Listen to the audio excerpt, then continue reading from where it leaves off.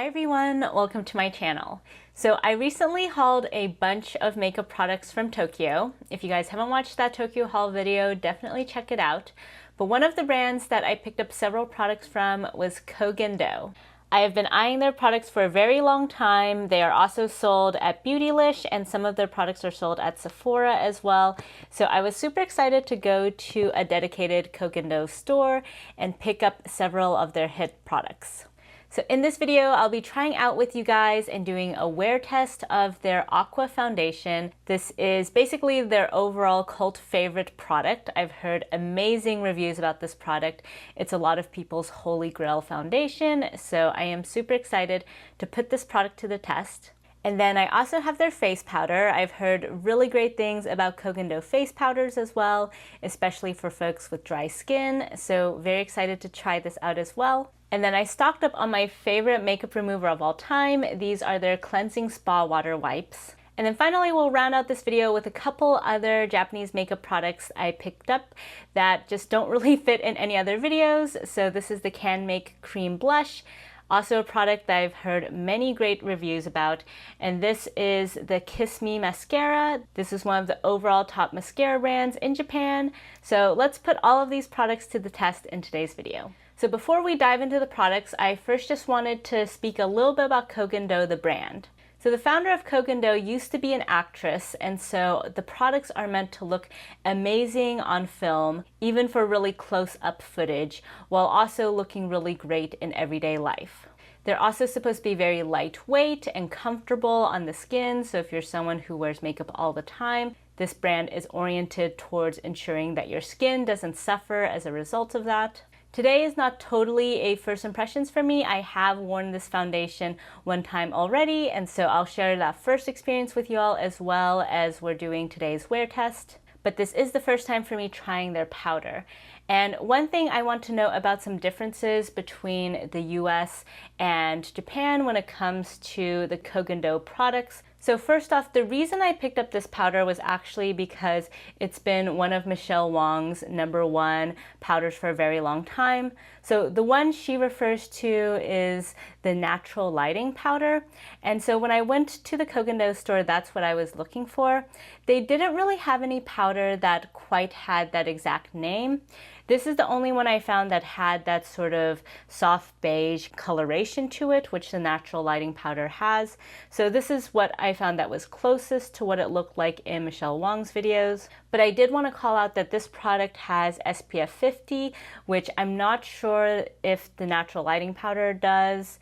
So there might be some slight differences in terms of the formulations for the powders that they sell in the US versus in Japan. Another difference I'll note is that Koh Gen Do is a lot more affordable in Japan for some reason. It's still a luxury price point, but for instance, when it comes to these cleansing spa water wipes, I buy these from Sephora every single VIB sale, but it's around $70 for 3 of these packs. So we're talking about roughly $2 per makeup wipe, which is pretty hefty. In Japan though, this package only cost me around $7. So if you are in Japan and you want to try out Koh Gen Do, I would highly recommend picking up your Koh Gen Do products there because you can get them for a substantial discount. So without further ado, let's dive into these makeup products. So let's first talk about packaging. This is how the Aqua Foundation looks. It comes in this very beautiful, sleek glass packaging. The bottom of the glass bottle also has this nice red effect, which is very keeping with the brand. You can see that a little bit more clearly here. And then this black top just comes off and you have a nice sized pump. So I've brought you guys closer for the foundation part, and I have this foundation in the shade 123. And part of the reason up until now I had not picked up Koh Gen Do is because their shade system is quite confusing. They don't have a lot of shades, and there's kind of a different numbering system for undertones versus overtones. So some of the shades with numbers in the 200s are actually lighter than shades with numbers in the 100s. So to me, it was very confusing. So when I was in store, I did get shade matched by the sales associate. The shade is a tiny bit light on me, but I think it works overall. In general, if you guys ever are shopping in East Asia, folks do seem to like a brightening effect with their products. So chances are you might end up with a shade that's a little bit light. I'm going to go ahead and blend this in with my Jumbo base. And you can see that this formula is quite liquid, so it blends out very quickly and easily. You could honestly probably just use your fingers to blend this out as well. I would say upon initial application, this is kind of a light medium coverage, but you can certainly build this up to be more medium to high coverage. So here we have the foundation on this side of my face, nothing on this side. And one thing I'll immediately call out is I think that even if you just put a sheer layer of this foundation on, it does have a beautiful glisten to the skin. It gives you that sort of glass skin effect. And also it does do some nice blurring and evening. So if I look at the two sides of my face right now, I think this side looks a lot more perfected. Even though the coverage is not that high, you can still kind of see my blemishes peeking through, but it just kind of looks like I have a filter on the side of the face. So I think that's really nice because especially if you're wearing this foundation on an everyday basis, you might just want to put a light layer on like this and just call it a day. For today though, of course, we are going to do a bit more. So that was basically one pump on my hand. So let's go in with one more pump. And again, you can see how runny this formula is. And I'm gonna apply this on this side just so you guys can see how this foundation builds. Alrighty, so here we have 2 pumps on this side of my face, nothing on this side. And so I think you can see just how beautifully that built up. So now it's definitely at least a medium, kind of going towards the higher end of the coverage spectrum. You can really see that my blemishes are quite covered up, even though I don't have any concealer on yet. And what I really love about this foundation is that it feels very, very lightweight.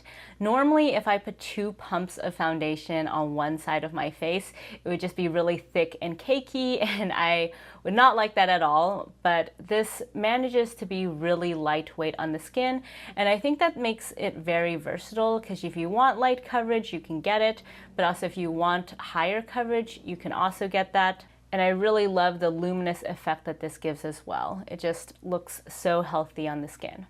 So now I'm just gonna go in and even out the rest of my face. Okay, here we are. So 2 pumps on both sides. Honestly, this is a lot more coverage than I would normally go in with this foundation. I think the first time I wore it, I just used maybe 2 pumps tops.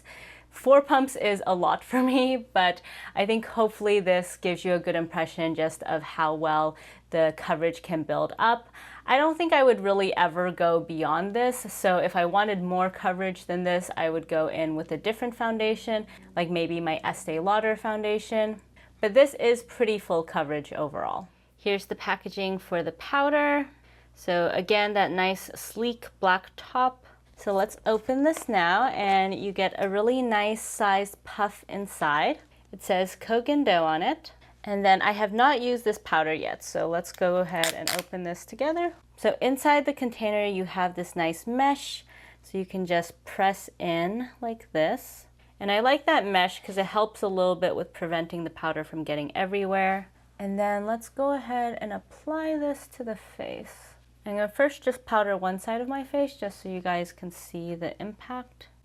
So you can see that just instantly brought down the shine on the side of my face. Wow, I'm actually very impressed with how mattifying that was. Alrighty, there we go. So this side of my face has powder and this side does not.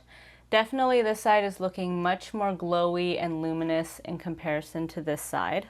I would say honestly, just based on initial application, I still prefer the side that is unset in terms of the luminosity. I think this looks really pretty and dewy, but at the same time, of course, if you're really wanting to actually set your face, I think this is quite effective. I didn't need a ton of powder, and that very instantly just set my face. Upon initial application, this is looking pretty nice and smooth. I don't see it really catching a lot on the drier parts of my face. Like this area over here tends to be a problem area, but so far that's looking all right. This puff is really nice and soft, so I'm glad they include this. It'll be interesting to see how this wears over the course of the day. I think I'm actually going to just keep my face like this and have only half of it set, just so we can see how the foundation wears on its own. I mean, I am expecting this side is probably going to get a little bit greasy over the day, just because there is a lot of product on it and it's already so dewy. But just out of curiosity, I'm gonna keep things like this and just see, you know, how much effect the powder has. So for storage, you just put this powder puff back in and screw on the top. I'm not sure how often you need to wash the powder puff. I will probably wash it every few uses. Hopefully that's okay. If any of you guys are cosmetic chemists, please let me know down below, because I don't think realistically I'm gonna wash my powder puff every time, but it also does gross me out a little bit to have foundation on the puff and then have it be sitting in here. So I did my brows off camera, so now let's go into this mascara. If you guys have been watching my channel for a while, you know that I basically never use mascara because, as you can tell, even after curling my lashes, you can't really see a lot. And so we'll see if this mascara helps at all. I did really like the mascara that I got in South Korea, and this one seems promising given just all the rave reviews. I got this in the brown color to make it a little bit unique in comparison to my other mascaras. So let's see how this goes. Actually, I don't know if you're supposed to use the U like this or turn it the other way. I guess I'll try both methods. Okay, so far I can feel like it's lengthening my lashes. I don't know that's really adding much thickness to them though. The real test will be whether this actually holds up my lashes, because the reason I normally don't wear mascara is I feel like it's a lot of effort to curl my lashes, and then usually they fall down just the moment the mascara dries. This does seem like it's drying quite quickly though, so hopefully that means it really holds my lashes in place. Okay, oh wow. That definitely had an effect. I don't know if you guys can see, but wow. Okay, I got some mascara on my lid as well, but let me actually zoom you guys in all the way. Can you guys see that difference? This is a very lengthening mascara. Okay. Interesting. All right. Promising so far. Let's try this eye as well. And I do think the brown color makes it look a little bit more natural in comparison to most mascaras. Like, I don't think if you looked at my eyes you would think, oh wow, that's brown mascara. But it's just a little bit softer in how it looks. Wow, that side really built up quite a bit. Interesting. Huh. This is so lengthening. I don't know that I actually enjoy the overall effect. It's definitely giving me some slight spidery vibes. I don't know if that's just because I don't normally wear mascara, so I'm not really used to seeing my eyes framed in this way, but I don't know. You guys should let me know what you think. Do you like this sort of mascara look? And in terms of lower lash line, I basically have pretty much no lashes, so let's not even try that. Ooh, oh no. It's getting all over the place. Okay, yeah, I don't think I'm gonna be able to coat my lower lashes. If you guys have pretty much no lower lashes and you found some way to put mascara on them, please let me know, because pretty much anytime I've tried, the wand is always just a little bit too big and I can't really get anything there. But all right, that is the lash look. What do you guys think? This actually reminds me a lot of my initial look when I did Lashify, so it's good to know I can achieve this without Lashify, but it is a bit more spidery than what I would typically like. But we'll see how long this lasts. We can include this in the wear test and see how this is faring at the end of the day. So the last portion of today's haul is this blush from Canmake. This is in the shade 19. I wanted a shade that was overall pretty neutral and natural, so we'll see how this fares on the skin. I'm just gonna go back in with that Jumbo Blender brush since it kind of fits nicely into this, and pick up some of this product. Ooh, that is actually quite pigmented. All right, let's lightly blend this in. All right, I think this is a really nice kind of everyday flush to the skin. I guess actually I should have applied it on this side before going in with powder, but too late. We'll see how this layers on top of powder. It looks fine. I don't really think it's picking up on the foundation, but all right, I think that's looking pretty good. This is a very soft, moussey formula. Here is the swatch. Built that up a little bit, but still, I think that's pretty decent pigmentation for a cream blush. I think it has a really nice satin matte finish to it and just blended in like a dream. For context, I picked this up because basically whenever I Googled the best of Japanese beauty products, this always came up. And this is a drugstore brand, so you can find it pretty easily throughout Japan, and it's pretty affordable. My guess is they probably sell this on Amazon and YesStyle as well, so I will find and include links down below. So here we have the pretty minimalist makeup for the day. What do you guys think? At least upon initial application, I think all these products are looking pretty nice. I'm still kind of getting used to the whole lash look, but everything else is very much within my comfort zone and I think is performing beautifully. I love the way this foundation looks. And now that things have settled in a little bit more, I actually think now I prefer the side with the powder just because it's no longer looking so dry now that it's kind of meshed with the foundation, and so that luminosity from the foundation is starting to come out, whereas this side is just looking a little bit less perfected. That said, I'm going to keep things like this just so we can do a full comparison with the powder versus no powder. So I will check back with you guys later today. So here we are 12 hours later. It's been quite a lengthy wear test. So I didn't really do any exercise today, but I did have 2 meals. I did meet up with a friend and did a lot of chatting. So I do think I still put this foundation to the test today. Before I get into how the foundation is looking now, one thing I did want to point out that I realized about the foundation earlier today is, so given that this powder has such a high SPF content, it's SPF 50, I wanted to check if there was any flashback from it. So I took a picture with flash just to see, and I was actually really surprised at the results. So I'll put up the picture here, but as you can see, this side of my face in the picture actually looks like there's no flashback, whereas this side where I have just the foundation and no powder does have a little bit of flashback.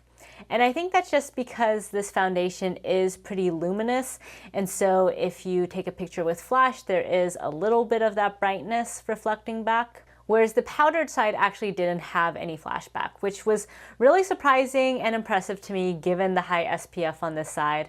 So I did want to mention that in case you guys are concerned about this powder having flashback. It definitely doesn't. If anything, it kind of dullens any sort of flashback you might get from your foundation. In terms of how the foundation is looking now, let me actually bring you guys closer. So I think that it is starting to sort of break down a little bit if you look super close up. But on the whole, I actually think both sides wore really well. So again, this is the side with powder, this is the side without. At this point, they look pretty similar. Definitely throughout the day, the part without powder looked much more luminous. But at this point, with my oils coming through, I think they're a little bit more evenly matched. One thing that did impress me a lot with this foundation is it didn't have any issues with settling into lines or dry patches across most of my face. I didn't use any under eye concealer, so this is just foundation, and you can see that there isn't really any issues there in terms of the foundation. On my lids where I put some foundation, you do see a tiny bit of creasing, but I mean, this is foundation, not concealer, so that's to be expected. The area around my mouth is where I generally tend to have a lot of issues, and very impressively, there is no cakiness right around the corners of my mouth, where I do have dry patches that tend to catch on foundation. The area right around my nose is where foundation tends to break up, and this has broken up a bit on the side that doesn't have powder. but still pretty intact on the side with powder. So on the whole, I am pretty impressed with both of these products. I do think in the future I will generally set this just to kind of avoid some of that really luminous glow that it can create, and also just to make sure that everything is a bit more set. But if you do have normal to dry leaning skin, I think this is a really great combo to check out. The part with the powder, when I first put the powder on, felt a little dry, but within like half an hour, it felt totally fine and that glow was back again. And I am just very impressed that I am not seeing any catching or unpleasant texture anywhere on my face. Everything still looks very smooth. So I can definitely tell why people have been raving about Koh Gen Do. Their base products really do seem to perform super well. One note I will have though about the foundation is I think I preferred the way it looked with just one pump on both sides instead of two pumps. Today I purposefully went a bit overboard just to show you guys how the product builds, but I would generally suggest keeping it more to the 2-pump territory instead of 4 pumps for your whole face, at least if you have the same makeup preferences as me. Just to briefly go over the other products, so for the blush, I feel like it has mostly worn off at this point. I don't really see a lot of it left. Given that I didn't set the blush, that's not necessarily like that's surprising, but that is one thing to know. I don't think this is the most long-lasting formula. I'll have to try it out in other contexts, maybe with a powder blush on top, or maybe just on no makeup days, but I'm not hugely impressed with the staying power of this blush. In terms of the mascara, I am very impressed with how much this has kept my lashes lifted. As I mentioned earlier, basically, usually my lashes just fall back down, so this is pretty impressive height and length for my lashes. I really feel like, this is kind of the length I get from Lashify. That said, I'm not a huge fan of how it does look a tiny bit spidery and clumpy, at least for my preferences. So I don't really know that I'm gonna wear this all the time. Also, I'm still on the fence about the color. So throughout the day, there would be times when I looked at my eyes and they just looked a little bit more reddish than I would like, because I think there's just like a little bit of a red undertone to this brown that to me is just not the most flattering. So whereas I do like the fact that because it's not jet black, it looks a tiny bit more natural and softer, I'm not a fan of the kind of reddish undertone. I wish it was more of maybe like a charcoal brown, a little bit more of a cool toned brown instead of a reddish brown. Also, I do think some of it has transferred a bit on my lower lash line over the course of the day. There is a tiny bit of darkness now under here. Not a ton considering how long I've worn this and how much I've talked, but yeah, still I would prefer no smudging, of course, so I can't say I'm blown away by the mascara. It's nice, but not something I think I'm going to reach for all the time. So that's it for today's video. If you guys like this video, please give it a thumbs up, and if you haven't already, please subscribe to my channel. I would love to know in the comments down below if you guys have tried Koh Gen Do before. If so, what are your thoughts about the brand, and do you have a favorite product? In particular, if you've tried any of the products I mentioned in today's video, please let me know what you thought. And I know this was kind of a mix of luxury and also drugstore Japanese makeup, so let me know what you think about that format and if there's any other Japanese makeup brands you'd like me to try out. Thank you so much for joining me today, and I'll catch you next time. Bye!